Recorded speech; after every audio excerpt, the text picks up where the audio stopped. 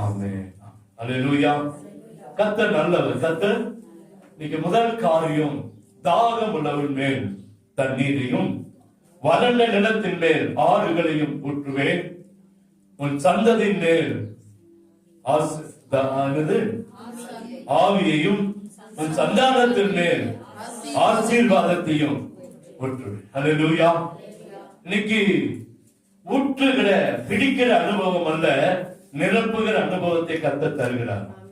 நான் போன ஜனவரி மாதமே சொன்னேன், இந்த வருஷம் எல்லாம் போய் நின்று பிடிச்சு வருகிற அனுபவம் அல்ல, மொல்லெடுக்கிற அனுபவம். என்ன அனுபவம்? தேவையான நன்மைகளை மொல்லெடுக்கிற அனுபவத்தை கர்த்தர் தருகிறார். அதனால்தான் சொல்ற, நீங்கள் இந்த வருஷத்துல ரட்சிப்பின் பாத்திரங்களில் இருந்து, ரட்சிப்பின் ஊற்றுகளில் இருந்து மகிழ்ச்சியோடு தண்ணீரை என்ன செய்வீங்க? மொண்டு கொள்வீங்க.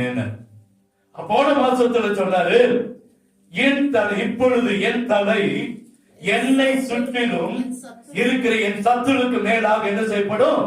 உயர்த்தப்படும்.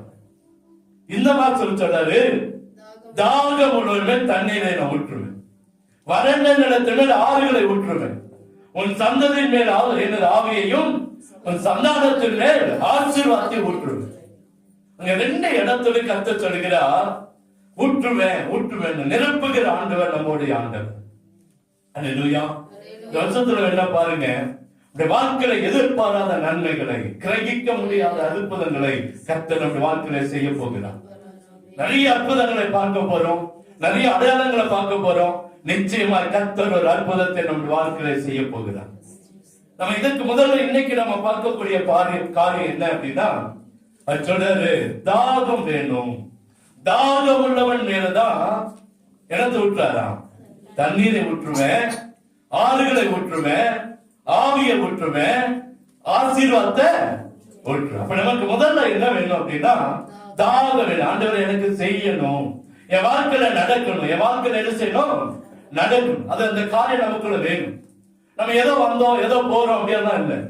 இன்னைக்கு ஆண்டவர் சொல்லுகிற காரியம் எதிர்பார்ப்போடு வந்திருக்கோம்னா நிச்சயமா நடக்கும், நிச்சயமா நடக்கும். நமக்கு ஒரு எதிர்பார்ப்பு வேணும். அந்த எதிர்பார்ப்போடு தான் நம்ம உட்காரோம், வரோம், ஜெபிக்கிறோம், எல்லா காரியங்களையும் செய்கிறோம். ஒரு எதிர்பார்ப்பு ஆண்டவரிடத்தில் பெற்றுக்கொள்ள வேண்டும் என்று எதிர்பார்க்கிறோம்.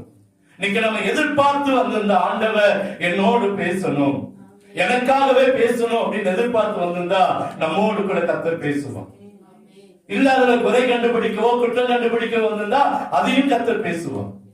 நம்ம எதை எதிர்பார்க்கிறோமோ, எதை விதைக்கிறோமோ அதை தான் கர்த்தர் அறுவடை செய்யவும் உதவி செய்வார். அல்லேலூயா. எனக்கு